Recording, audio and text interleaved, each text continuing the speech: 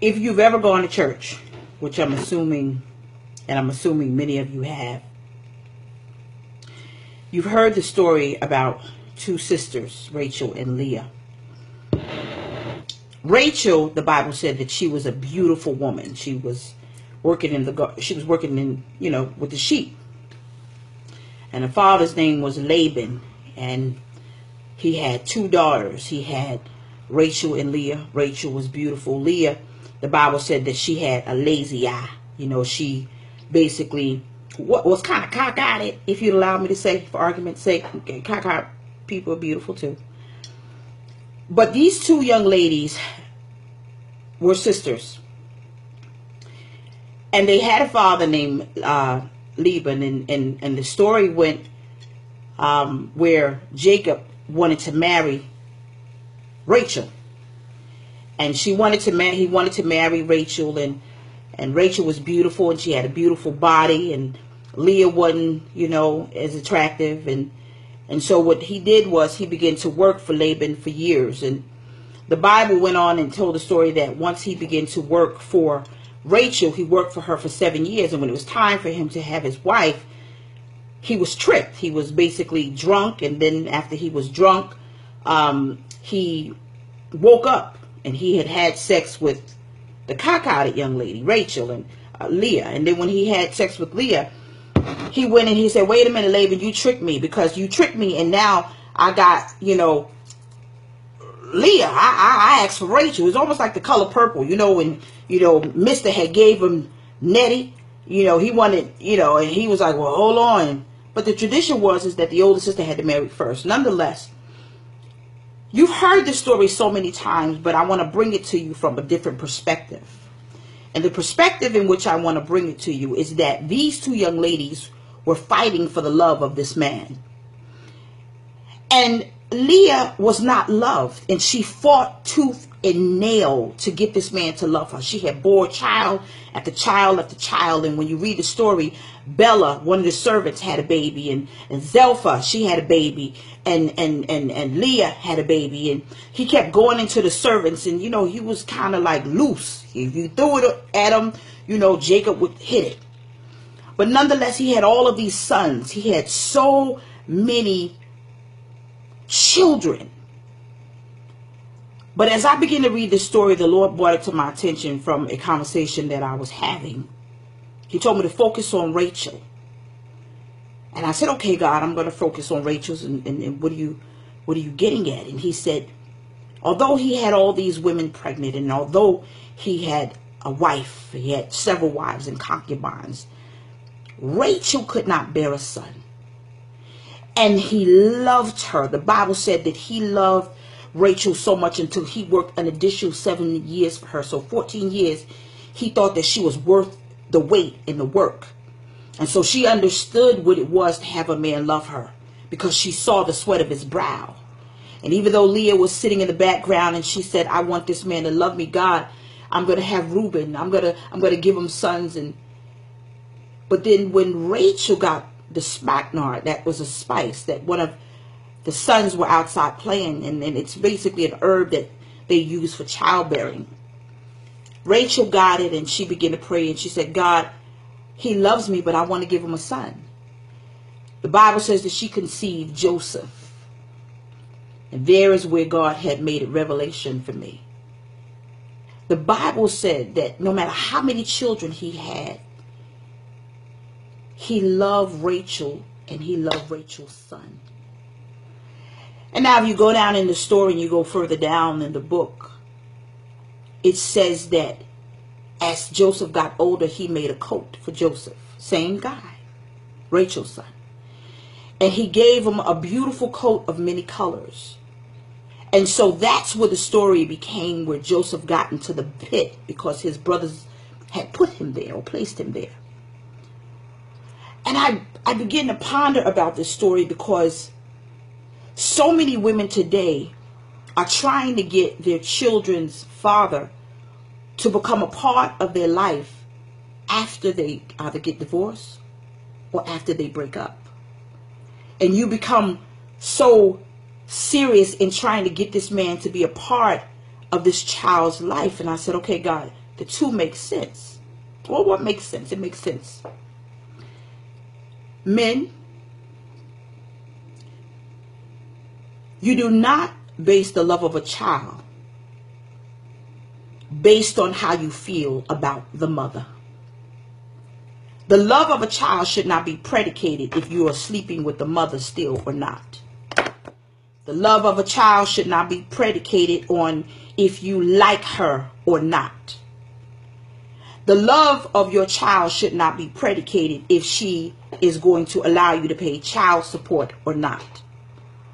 The love of your child should not be predicated on anything at all except I have a relationship with this child. What am I saying? Famous phone calls that I get, many of them. Praise the Lord, Pastor Craig, how are you? I got a phone call where this young lady said that she got divorced, and she got divorced, but she has no idea where the father is. And she's trying to get her son to develop a relationship with this man who has been in his life, but now since they're divorced, he is MIA. I'm saying this today, shame on you. If you have a child and for whatever reason you are no longer in the child's life and you become absent, shame on you. You see, with this story with Rachel and Leah, the Bible didn't really say that he took anything of favoritism towards Leah's child or Bella's child or Zelpha's child. It said that he loved Rachel's son, Joseph. He was Joseph of many coats. You know the story. He made him a coat of many colors. And so he put a love that he had for Joseph on the love that he had for Leah. Now, this is a generation where people get divorced. And then when you get divorced and you get into relationships, what happens is you are supposed to, or maybe you want to get into another relationship, or what happens? What happens is when you get that child, and even if you have visitations with that child, whether it be the father or the mother, do not spread a negative seed in that child. That's not fair. Because what it's doing is it is not giving your child an innocent way to build a line of communication, relationship, or bridge with the person or the new person your ex is involved with. That's wrong. And so when you become MIA and you decide to get your own life, that child is stuck with unanswered questions, and I understand that. The worst thing that you could do is make that child pay for your breakup. The worst thing you could do is allow a child to become a weapon to fight your ex. What am I saying? Rachel and Leah both had children. The man loved the child most with the woman that he loved best.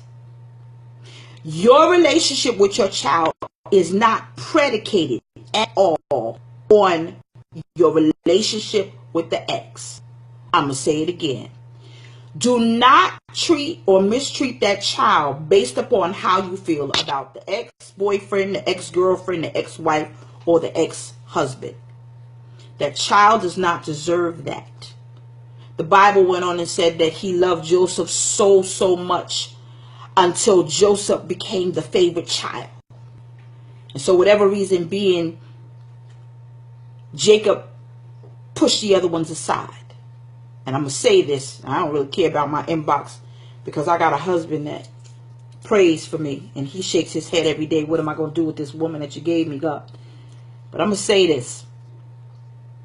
Don't you dare get divorced and take care of someone else's child before you take care of your own. It's wrong. Don't push the other ones aside that you already had because now you're with someone that you like or love. That's wrong.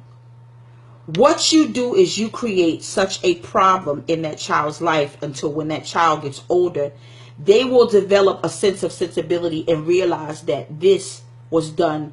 Why? And then you're going to have to give them answers. You have no idea the seeds that are planted in a child's life based upon your separation or your divorce or your ability or inability to get along with the person you're with. You must understand that children are not responsible for your breakup. You must understand that the woman that you have a child with or you bore a child with is not to be disrespected. She is not to be mistreated. She is not to decide, I'm going to pick up the child if you waive child support. I'm going to pick up the child and be in the child's life based upon you getting a modification for my child support. I said it. And young ladies, yeah, I'm coming down your street. You don't get off. How dare you meet that man's new love and poison that child because you feel you don't like her. Grow up.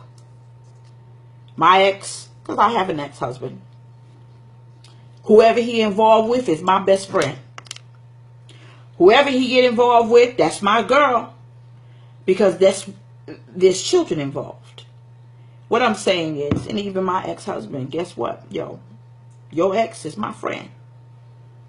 You must learn to get along because they're children. You must learn to be adults, big little people, if you'll allow me to say, because you have to raise children. You must create an environment that that child can go to the mother and go to the father and know that they both are in the corner of raising good, healthy children. It is sad when a parent breaks up the relationship and turns their back on the child. It's not right. At some point, you have to understand and you have to give accountability to that child. And when that child says, well, why? You got to answer that. Women, be mature. Whether he pays child support or not, let him see his child. Gentlemen, be mature. Y'all ain't together. Guess what? You move on. You don't stop seeing your son and stop giving him haircuts and stop picking him up for sports because you ain't hitting that no more. And so that's what happened with poor little Rachel. Rachel's son was loved when the other ones was pushed aside. Poor Leah. You don't even hear about the other women that Jacob had children with. You don't even hear. You only hear about Joseph because he loved him. He loved him because he loved Rachel. And men will love the heck out of a child as long as they love the mother. But what happens when you divorce and the love is gone? Does the love stop for the child? No, it does not. That is unacceptable. What happens if the female divorces the guy? Do you not be a mother? No, you're still accountable to be a mother. And so I'm saying this today, and I really don't care if you like this video or not. Don't get on my page unless you can handle the truth. Because I'm going to tell on myself before anybody else tell on me, because you're going to mess up my story and my testimony. And so what I'm saying to you today, if you are a father and you have not seen your child because you don't like the mother, you're wrong. If you're a young lady and you are divorced and you're no longer in a relationship and you refuse to let that child go over the father's house because he won't pay child support, you are wrong. Because children need love, they need attention, and they need so many wonderful things that money don't even buy. They need time. And so you are not the God that says you can't be a father because you don't put money in my pocket. Shame on you. Do not put a backpack, as Cat Williams said with his silly self. Don't put a backpack on another woman's child and your child don't even have a book bag to carry. Show that child love, because that was wrong. It was wrong even for Jacob to just push the other children aside and focus on Joseph. It was wrong. And perhaps maybe if they all would have gotten along, Joseph wouldn't have gotten the pit. But he went from the pit to the palace, so there was a reason even God vindicated him. And so if you turn your back on a child, at some point, God's going to vindicate that child. And don't be like Shaq's father, Shaquille O'Neal, who want to show up when he's a success. Because you could have been there and watered that seed long ago. And so I know you don't like this video, and there's going to be some of them that you ain't going to like, but I'm going to tell you the truth. Because that's what my ministry is predicated on. Love you, and we'll talk soon. Have a good day.